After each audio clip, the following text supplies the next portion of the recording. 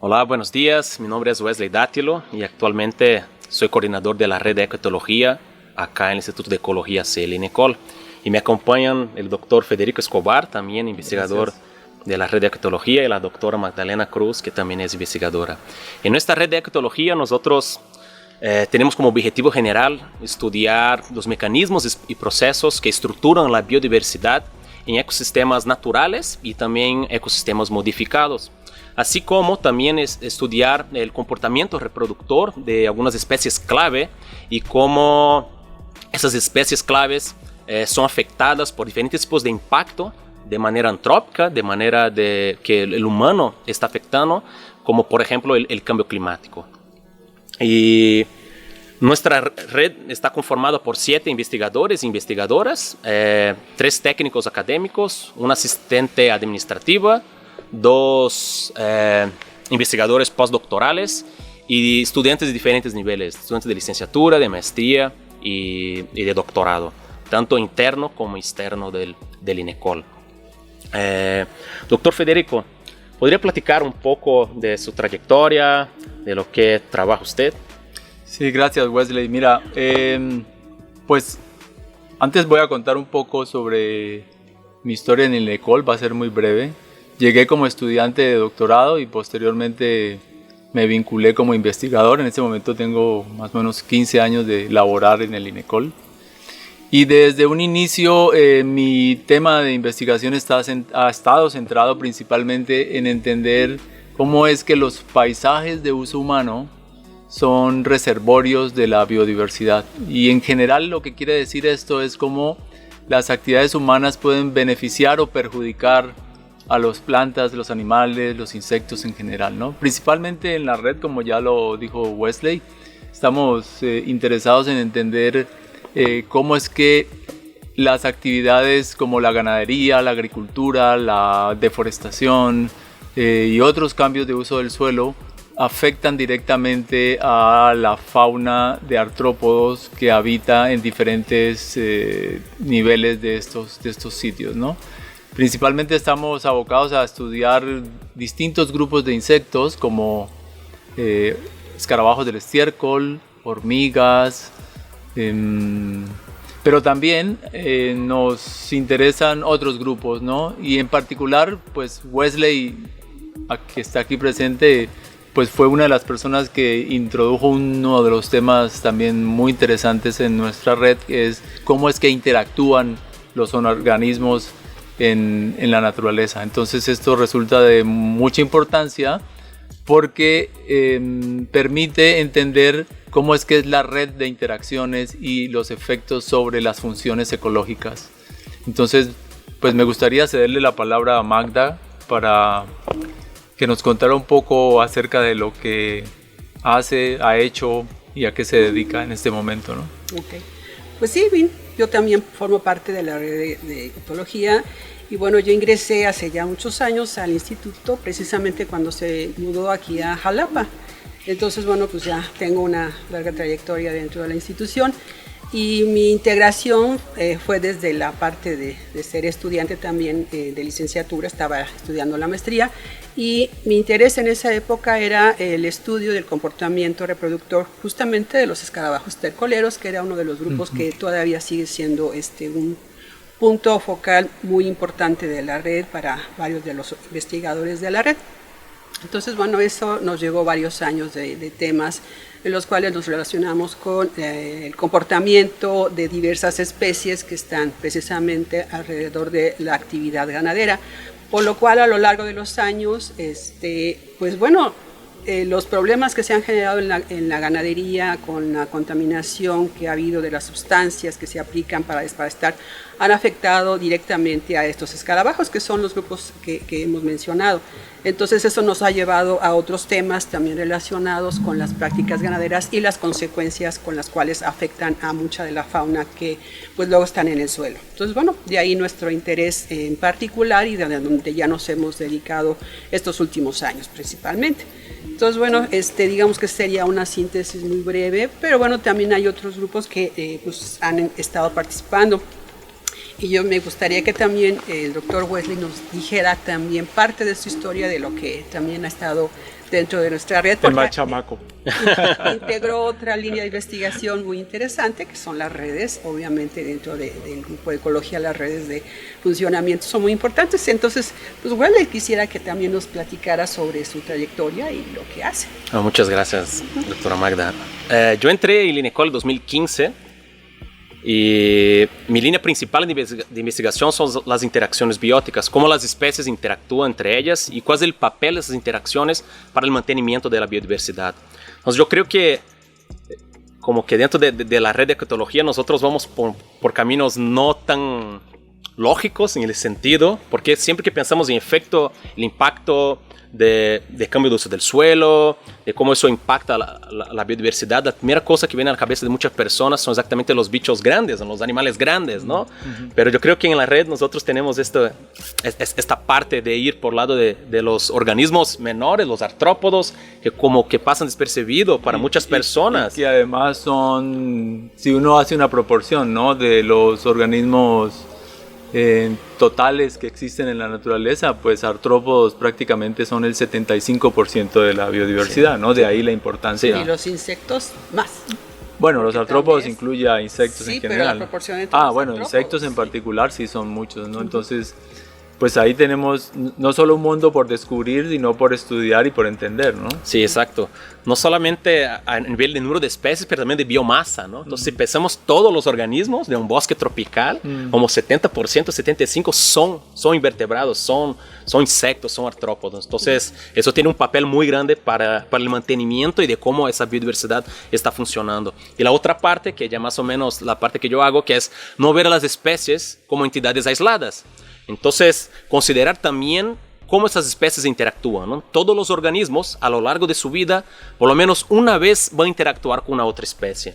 Entonces, al ver solamente el número de especies, muchas veces nosotros perdemos las funciones, porque muchas veces las especies sí tienen papel diferencial dentro de los ecosistemas. Entonces, la pérdida de una especie que tiene pocas interacciones es diferente de perder una especie que se extinta, pero que tiene muchísimas interacciones y este papel para el mantenimiento de esa biodiversidad que estamos hablando, ¿no? Entonces yo creo que esa es una característica muy fuerte de la red, ¿no? Como de ir por esos organismos que...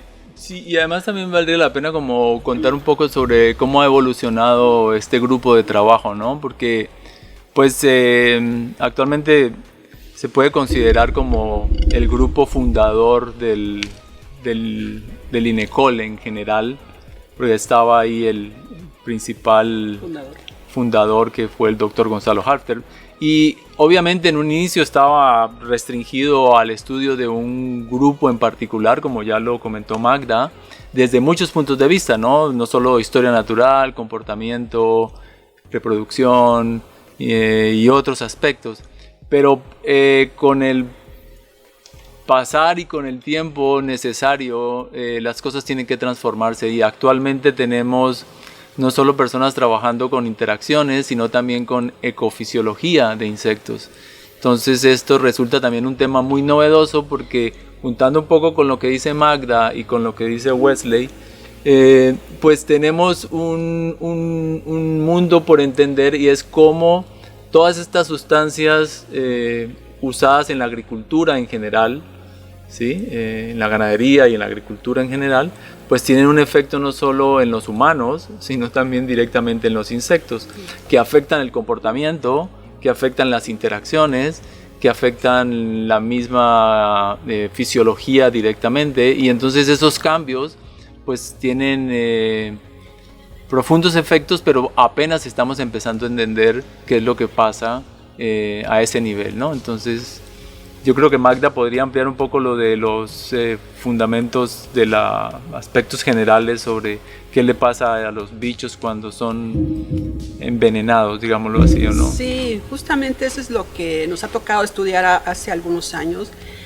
viendo cuáles eran las consecuencias de las prácticas ganaderas, que los mismos productores ganaderos empezaron a ver la falta de degradación del estiércol, que es el material que nos conecta precisamente. Los escarabajos estercoleros se alimentan del estiércol y esto es producido obviamente por animales que en la mayoría de los casos, bueno, es el ganado que es la que más cantidad se produce. Entonces ellos vieron este proceso de falta de actividad de degradadores del estiércol, Y bueno, llegaron al instituto hace algunos años preguntando si los podíamos ayudar. Y eso nos dio pauta a tener el interés y fuimos a ver qué pasaba, empezamos a hacer algunos estudios de campo. Y bueno, lo que notamos por las prácticas y por las entrevistas que les hicimos era que, bueno, ellos aplicaban diferentes sustancias en el trayecto del manejo del ganado, que obviamente entran al animal, pero tarde o temprano van a salir, ya sea en las heces o en la orina, y eso va a caer al suelo. En el caso de los productos que son aplicados intramuscularmente, que muchas veces son los productos veterinarios, pues salen con la orina y el estiércol, pero este estiércol, que es con el que se alimentan los escarabajos, obviamente, pues bueno, tienen una repercusión porque están presentes estas sustancias todavía como residuos ahí, y entonces nosotros hicimos estudios para ver qué pasaba con el crecimiento de la generación que se llevaba de campo al laboratorio, crecía ahí y entonces había ciertos efectos de reducción. Lo que más hemos notado es que, bueno, son los desparasitantes, principalmente los que son más residuales. En este caso, más se ha hecho con la ivermectina, que esa es la sustancia con la cual se ha trabajado más activamente. Hay otros que tienen menor efecto en general, pero la ivermectina es la que hemos identificado como la principal, que tiene un poder residual mayor y que es aplicada muy regularmente a lo largo del año. Entonces, eso hemos visto que justamente retarda el crecimiento de los organismos que están en producción. Hay deterioro también de las funciones locomotoras. En algún momento, si la concentración es mayor, no detectan el alimento, pueden fallar. Son los famosos escarabajos zombie, ¿no? Sí, entonces esos procesos de afectación del comportamiento, de su fisiología, obviamente pueden afectar no a un individuo, sino a una población, y eso también a las especies en general que se alimentan de esta sustancia. Entonces, en general es eso. No podemos olvidar que también puede haber otros elementos como los herbicidas, que también son sustancias químicas que manejan en el campo, y bueno, también se dispersan en el potrero en general, también caen al suelo y también pueden caer al estiércol. Entonces, estos también tienen ciertos efectos. Entonces, bueno, parte de ahí, eso es lo que, digamos, generalmente hemos observado. Pero bueno, en cuanto a los estudios de los escarabajos estercoleros, bueno, creo que también tenemos otros trabajos que están vinculados con procesos ecológicos generales, con su evolución, con su biodiversidad.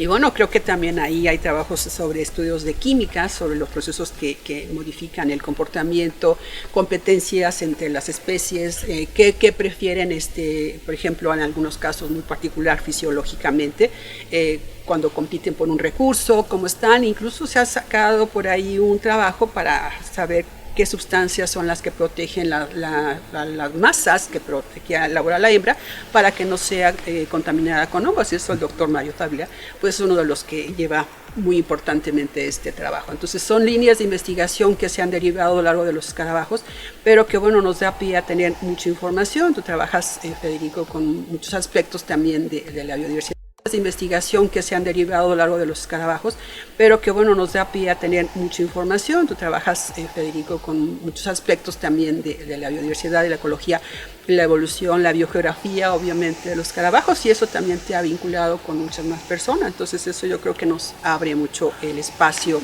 de oportunidad. Yo creo que una de las cosas que nos ha abierto más puertas en los últimos años es la llegada de dos investigadores, ¿no? Aquí el doctor Wesley Dátilo y Daniel González Stockman, pues gente con mucha capacidad de trabajo y con una visión renovadora, ¿no? Entonces a mí me gustaría que Wesley también nos diera su opinión acerca de cómo estamos integrados y de qué manera ve una proyección de nuestro trabajo a futuro. Pero no sé si es una pregunta complicada ahora.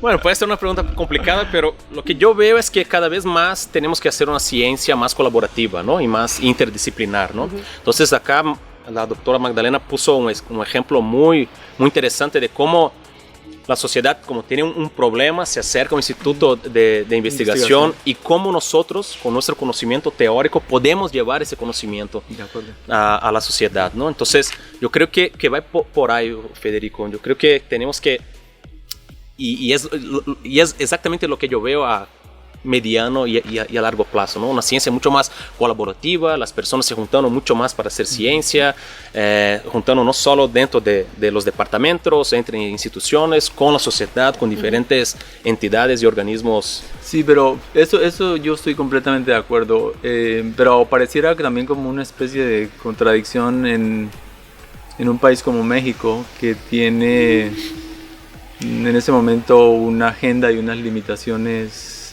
muy particulares respecto al desarrollo de la ciencia, ¿no? Estoy totalmente de acuerdo que la ciencia es fundamental para que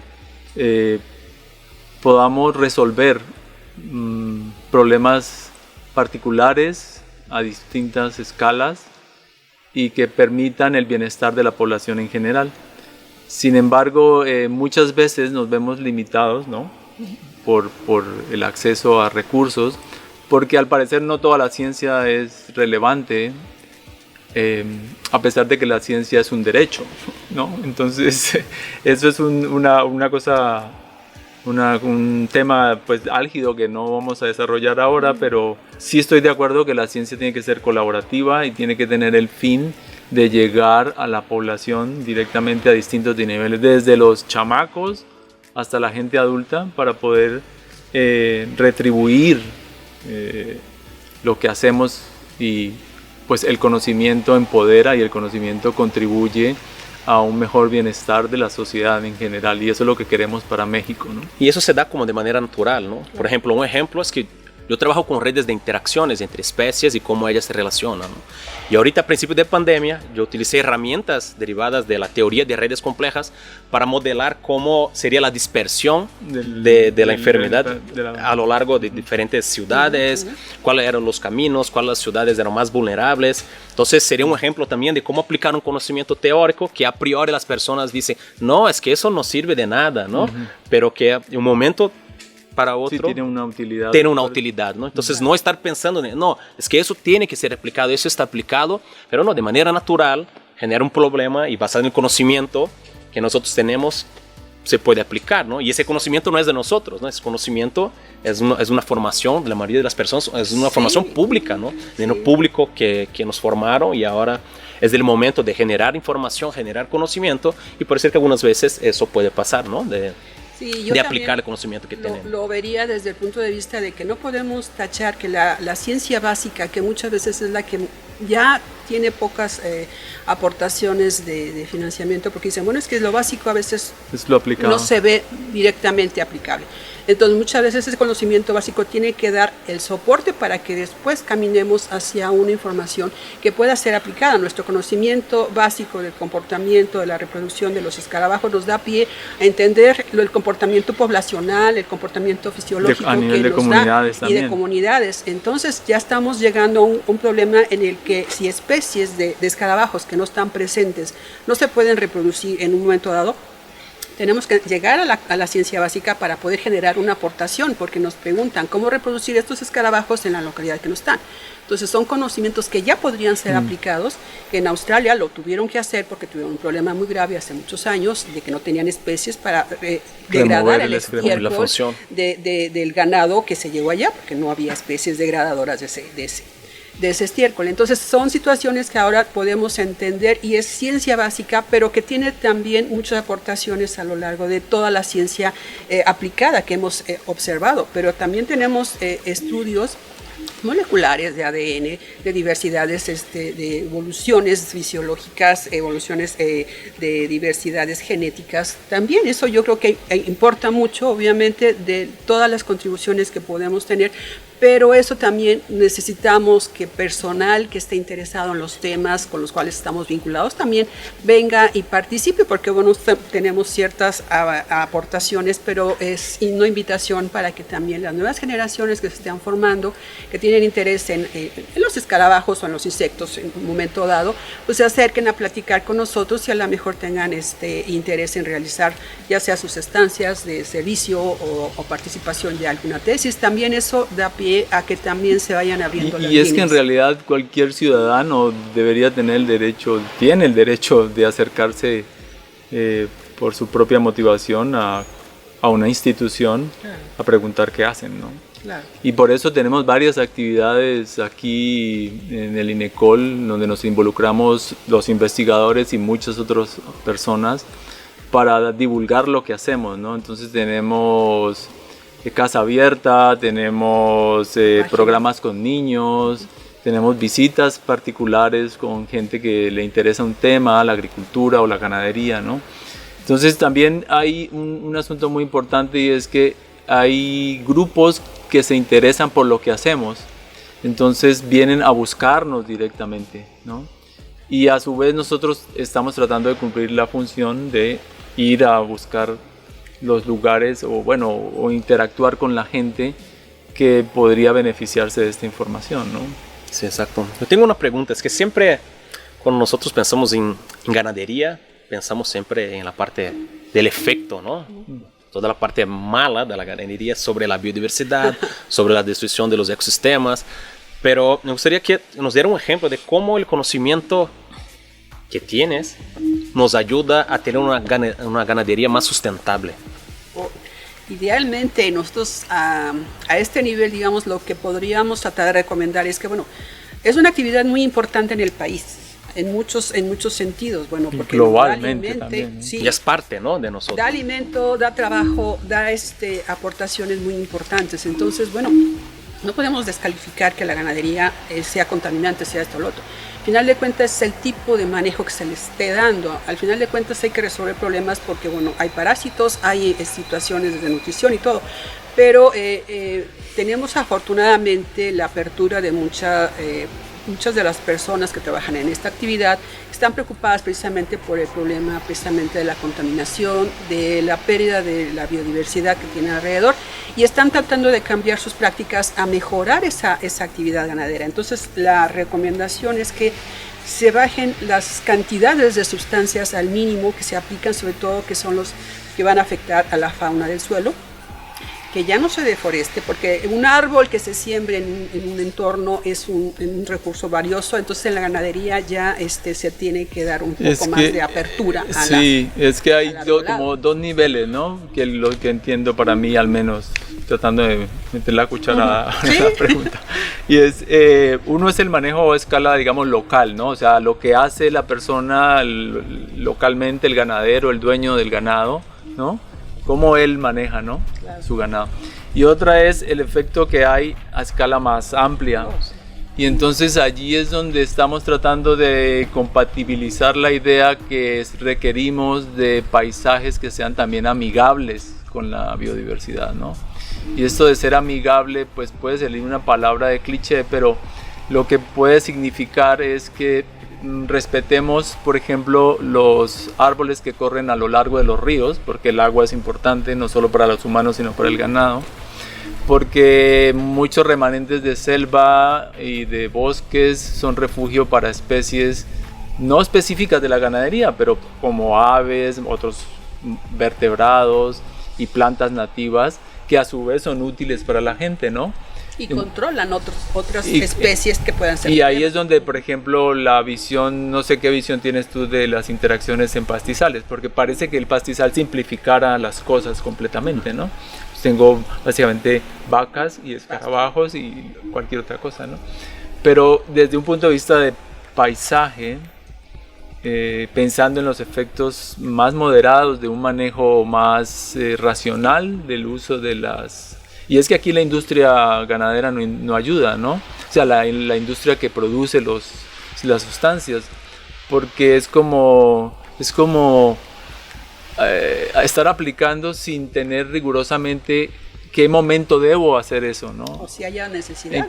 Haya necesidad. Y pues del impacto. Y ahí es donde los impactos y donde me parece que, por ejemplo, entender la red de interacciones de lo que pasa en distintos niveles de manejo de paisaje y de manejo del ganado a nivel de interacciones de especies resultaría algo pues para mí Pero por fabuloso. eso, y por eso mismo, dice, tú lo ves a nivel de escala de paisaje, yo lo tengo que ver a escala de la Local. unidad local, porque si no entienden Sí, que es la unidad económica, digámoslo y de ahí así. la persona que aprende a aplicar más adecuadamente según nuestros criterios, si él ya ve las ventajas, puede ser un ejemplo que pueda cundir, y entonces de pequeñas unidades que se vayan sumando, obviamente va a tener un mejor Es que lo que efecto. pasa es que hay un efecto contagio, Sí, ¿no? Como sí. el COVID. Sí, y al final de cuentas un buen ejemplo, una buena práctica que sí se puede aplicar.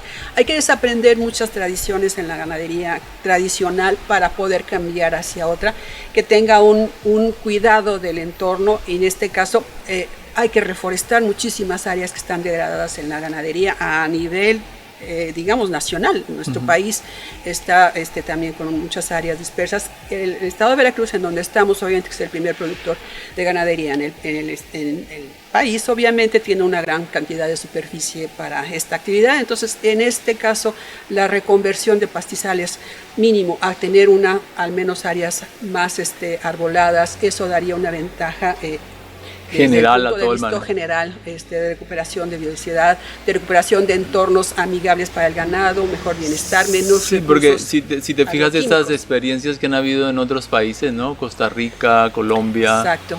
en donde el mismo gobierno ha dedicado fondos y ha obtenido interacción con ONGs, el mismo Banco Mundial, con la idea de reconvertir, ¿no? Entonces esta palabra resulta importante porque es cambiar la visión de la ganadería que tengo actualmente a una cosa nueva que me permita no solo beneficiarme económicamente, sino ganar manteniendo diversidad, ¿no? No solo porque las especies también tienen derecho de habitar el planeta, sino porque son benéficas en términos de interacciones. ¿Quién va a dispersar las semillas? Y eso aumenta también como la productividad, ¿no? de la persona. Entonces hay un ganar. Sí, como ganar, ¿no? Es como que estamos pensando mucho como en la parte de la ganadería, pero siento que en la parte de la agricultura tenemos los mismos problemas, sí, ¿no? sí, Así como, sí. como las mismas, como la parte de agrotóxico, de Sí. cada vez más, y estamos perdiendo especies, interacciones, y ahorita vivimos una crisis mundial de los polinizadores, ¿no? De las abejas, ¿no? Entonces las abejas... Entonces es parte fundamental de la polinización, ¿no? Y nos generan comida, y muchas personas como que no pueden dimensionar muy bien eso. Básicamente como 80% de todo lo que comemos son dependientes de las abejas. Entonces al poner agrotóxicos en las plantas estamos afectando a las abejas, y ahí viene la parte de la interacción una vez más, ¿no? Entonces, ok. Y también la calidad de los alimentos, ¿no? Sí. Esa Y es la esa otra es parte, la ¿no? otra parte, Del alimento malo que estamos comiendo, ¿no? Yo leí un reportaje. Francia durante más de 50 años ha seguido la calidad de los nutrientes que contienen los alimentos que hay en general en el planeta, ¿no? Entonces tienen un centro particularmente para seguir el contenido nutrimental de los alimentos. Y lo que se ha encontrado es que en promedio se ha reducido un 40% la calidad nutrimental. Por ejemplo, voy a decir un tomate. Un tomate tiene en este momento, comparado con un tomate de hace 40 o 60 años, 40% menos nutrientes, y que eso va a repercutir en la salud humana, ¿no? Claro. Entonces, tenemos una vuelta de rueda de muchas cosas que debemos empezar a entender, porque no son independientes, ¿no? Son interdependientes, por lo mismo tema que Wesley plantea, ¿no? Podemos hablar quién va a descomponer el excremento, podemos hablar de qué va a pasar con los árboles que se caen y no hay quien organismos que descomponen esta materia orgánica, ¿no? Entonces, estos quiebres de las funciones empiezan a malfuncionar, ¿no? Es como una especie de enfermedad, ¿no? Básicamente del ecosistema. Y la pregunta es hasta dónde vamos a poder mantener ecosistemas o agroecosistemas Funcionales, ¿no? funcionales, Sí. que beneficien, porque pensamos en nuestro bienestar, porque es Sí. un bienestar, Una visión, sí. antrópica, pero no tenemos la visión integral de De ser parte del ecosistema. de ¿no? ser parte Sí. del Somos ecosistema. una pequeña Sí. parte, pero obviamente también lo que nosotros también Pero los estamos más viendo, poderosos para transformar, ¿no? Sí, la transformación, por ejemplo, a nivel de ganadería, que acusan también, por ejemplo, de la generación del CO2, de la pérdida de carbono y todo lo demás, también tenemos ahí las repercusiones. Obviamente, sembrando árboles captas más carbono. El carbono que obviamente se captura en el ambiente nos está liberando para hacer el efecto invernadero. Estamos produciendo, lo retenemos en el suelo. En el suelo la degradación continúa con un mejor proceso más integral, no se está perdiendo en los derrames en el agua.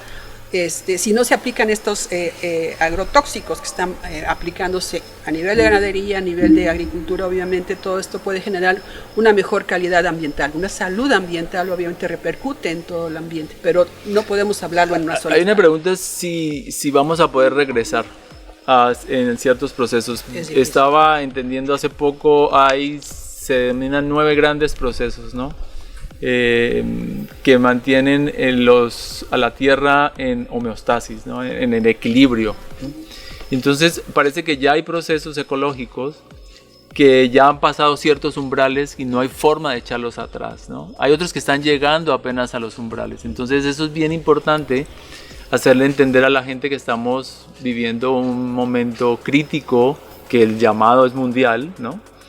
Que lo que hacemos como red y como investigadores es importante para entender los retos y dar soluciones ambientales que puedan tener beneficio para la población en general y en particular para los mexicanos, ¿no? Sí.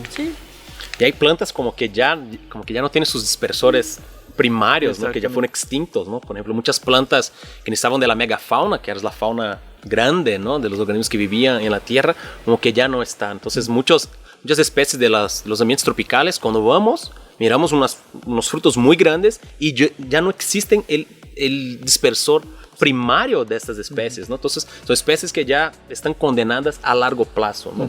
Entonces muertos vivientes, sí, ¿no? Sí, ahí están, ¿no? Entonces hay mucha investigación en ese sentido, ¿no? De la parte de la dispersión y la parte de la interacción, ¿no? Yo siento que tenemos que siempre ver las especies no como entidades aisladas, ¿no? Pero ver las funciones. Las especies no están acá solamente caminando, volando, pero ellas tienen como funciones dentro de sus ambientes. Y hay un investigador americano que vive en Costa Rica, Daniel Jansen, que él habla que más allá de perder las especies es perder las funciones de las especies, ¿no? Entonces eso, en los 60, 70, Daniel como que ya hablaba de eso, ¿no? Entonces la pérdida de especies es mala, es triste, por supuesto, pero la pérdida de las funciones que esas especies tienen dentro de los ecosistemas es lo que deberíamos estar más preocupados. El papel que cumplen, ¿no? Sí, hace poco nos preguntaban en una de las pláticas donde he participado justamente para lo de silvopastoril, que es una de las prácticas ganaderas que tienen estas aportaciones de mejor manejo ganadero. Preguntaban justamente qué pasaba con las especies introducidas, que esas son las que hemos tenido también. En Estados Unidos llegaron dos especies principales que después bajaron hacia el sur, llegaron hasta Centroamérica y también están hacia el sur, en Sudamérica. Estas especies compiten con las locales, pero en realidad dice uno que es bueno tener estas especies que estén aquí, que realizan estas funciones que las especies locales a lo mejor no están realizando adecuadamente porque a lo mejor tienen otras necesidades o son buenas. Yo difiero ahí un poco, porque los pastizales de muchas regiones tropicales son vacíos, porque muchos organismos están en la selva. Claro. Entonces, en este caso pareciera una paradoja tener un organismo que llegó, un exótico, sí. En este caso en particular, parece beneficiar al sistema, ¿no? Entonces, también a veces se hacen como mitos sobre los efectos negativos de las invasiones biológicas, pero no necesariamente, aunque el principio de precaución es el principal, ¿no? Que no sabemos, ¿no? Sí, exactamente el efecto que va a tener. Si uno empieza a racionalizar un poco sobre eso, se da cuenta que muchos pastizales son vacíos. Sí. Y es las especies introducidas son las únicas que están allí, entonces son las que hacen la función. ¿Qué voy a preferir? Pues sí. Y desde el punto de vista de la disponibilidad de un recurso que no se va a aprovechar, dices, bueno, si hay alguien que lo aproveche y no va a competir con los locales, realmente pues no hay una competencia en realidad. Sí, es un tema, ¿no? A pensar, ¿no? Entonces le damos la bienvenida a quien venga a cumplir una función que las especies locales no han podido, porque no están, digamos, no todas sus condiciones ambientales se cumplen en los potreros, porque están adaptadas a las condiciones en las que las cebras originales estaban presentes y ya no las tenemos así. Ok. ¿No? ¿Tú vas a cerrar? No, puede hablar más. No sé cuánto podemos más hablar, pero... ok, pues a mí me parece también interesante que tengamos este espacio en el INECOL de charlas un poco abiertas de temas generales que parecen no tener conexión, pero que en realidad, si uno lo mira a detalle, como hemos podido conversar aquí, son puntos álgidos para la sociedad, ¿no? Entonces, no solo tenemos que atender aspectos más generales de entender cómo funcionan los ecosistemas, de qué es lo que está pasando con la biodiversidad, sino también cómo es que esos efectos humanos van a tener consecuencias sobre la calidad de vida de nuestros futuros personas que van a llegar, ¿no? O sea, sobre nuestros hijos, ¿no? Sí. Nietos y eso. Entonces, nuevas generaciones. Básicamente conservar es darle el paso, no consumirse absolutamente todos los recursos ahora, sino permitir que otros también puedan tener la misma calidad, al menos de vida, que tuvimos nosotros ahora en este momento, ¿no? Dentro de este paso por la tierra, ¿no? Entonces, creo que este espacio del INECOL también contribuye a ese grano de arena de informar distintos aspectos generales. Yo creo que hay muchas cosas que se han hecho ya y pues para mí bienvenido, ¿no? Yo tengo una pregunta, creo que final para ustedes. ¿Cuál sería como la recomendación que los dos darían a las personas que tienen interés por las ciencias? Los jóvenes, los niños, las niñas que tienen interés. Y yo creo que falta muchas veces este impulso, ¿no? Este conocimiento de qué hacemos, ¿no? Entonces, ¿cuál sería la recomendación para un joven, para un niño, una niña como que tiene esa chispita del interés por la ciencia, de descubrir cosas, pero falta este yo pienso empujoncito? Que hay que empezar a trabajar a dos niveles. Obviamente acercándose a la población infantil o a la población adolescente, a los focos de atención de formación, y por arriba también a nivel de maestros, formando maestros que tengan la vocación, ¿sí? Esa vocación que permita empezar a, por ejemplo, experiencias como hacer ecología en el patio de la escuela. Uh-huh. Sí, o sea, tienes a veces, incluso en un patio lleno de cemento, puedes hacer algo porque nacen hierbas entre las baldosas, de vez en cuando te encuentras algún insecto. Hay muchas cosas que creo que se desperdician desde los programas propios de la escuela, uh-huh, que nosotros podríamos apoyar para que se desarrolle una mentalidad abierta de duda y cuestionamiento, curiosidad. Entonces, si los chamacos tienen curiosidad, lo más importante del maestro para mí es impulsar, fomentar esa curiosidad para que logre entender que puede llegar a formarse como un científico, digamos, sí, ¿no? Y que eso es lo que requiere un país, ciencia para el bienestar, ¿no? Sí, nosotros lo hemos visto cuando tuvimos la oportunidad de ir en un momento dado a una primaria, justamente en el municipio aquí cercano de Jico, de Jilotepec, y platicando justamente con estos chicos, eran de quinto, sexto grado, entonces ya son niños que obviamente tienen un poco más de información, pero están dentro de un municipio que tiene muchas áreas de actividad ganadera alrededor, entonces tenían familiares o sus propios padres que estaban en esto, entonces los acercamos al potero directamente a enseñarles lo que había ahí, obviamente nuestros escarabajos, que son los grupos con los que tenemos, y obviamente de ahí generamos las preguntas. ¿Ustedes conocían estos escarabajos? ¿Los han visto? ¿Han visto qué sirven, qué no sirven?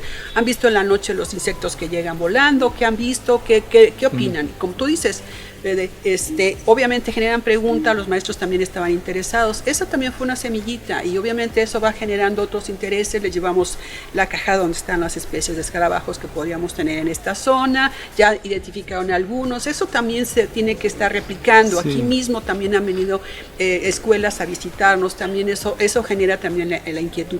Y los chicos que ya de por sí son innatos, como aquí está ella, que bueno, siendo niños ya empiezan a pescar un bicho, a ver qué es lo que hay, son los que tienen ese gen, digamos, que para ser investigador ya va para allá, ¿no?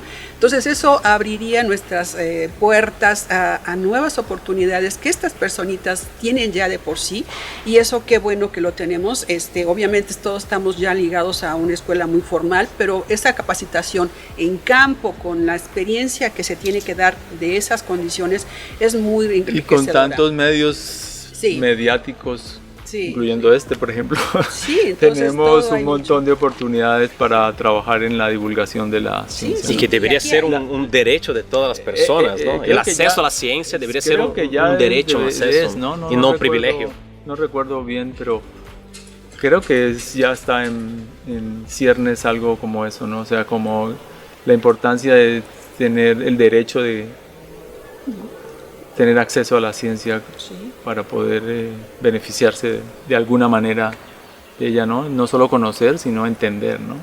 Y además, no sé ustedes, pero ya la definición yo soy bióloga de formación, obviamente el ir al campo, el estar ahí en este ambiente, siendo de ciudad, dices, es otra información que uno no tiene tan fácilmente. Entonces, en un momento dado, el trabajar allá, bueno, pues eso, pues, al final de cuentas, le da un bienestar, una emoción muy grande. Entonces es compartirlo, hay claro, trabajo en laboratorio que también es importante, pero la información que podemos obtener. Sí, porque el en campo conocimiento es no mucho. lo tienen solo los científicos. No. Eso lo tenemos que olvidar, ¿no? La gente conoce muy bien cómo funcionan sus parcelas, cómo funcionan sus parcelas de ganadería, cómo funcionan las huertas, ¿no? Tienen conocimiento propio. Entonces ese intercambio de conocimiento, que es de distintos puntos de vista, pues resulta de gran valor, ¿no? Y aquí vamos a tener que tener la apertura. Y los estamos invitando justamente a que pues, quien esté interesado, pues bueno, se pueda acercar al Instituto de Ecología. Nosotros que estamos en la red de ecología, pues sea con mucho gusto. Bienvenidos a Bienvenidos y bueno, todos estamos contentos de recibir. Somos 3 nada más, pero hay muchas personas que participan en la red, que también están integrando las investigaciones que hacemos. Y bueno, la diversidad está ahí, entonces bienvenido quien guste. Y ya tú, Wesley, cierra. Muchas gracias, Fede, muchas gracias, Magda. Ha sido un placer, es siempre muy bueno poder platicar con ustedes y aprender de ustedes, y siempre es un honor Gracias, poder pues. disfrutar de las buenas pláticas con los amigos, que aparte de sermos colegas de trabajo, también somos amigos, Sí, ¿no? sí, esto siempre es importante, la colaboración dentro del equipo y dentro de la institución siempre se da, no hay una restricción, afortunadamente. Ok. Muchas gracias. Muchas a todos. gracias. Gracias.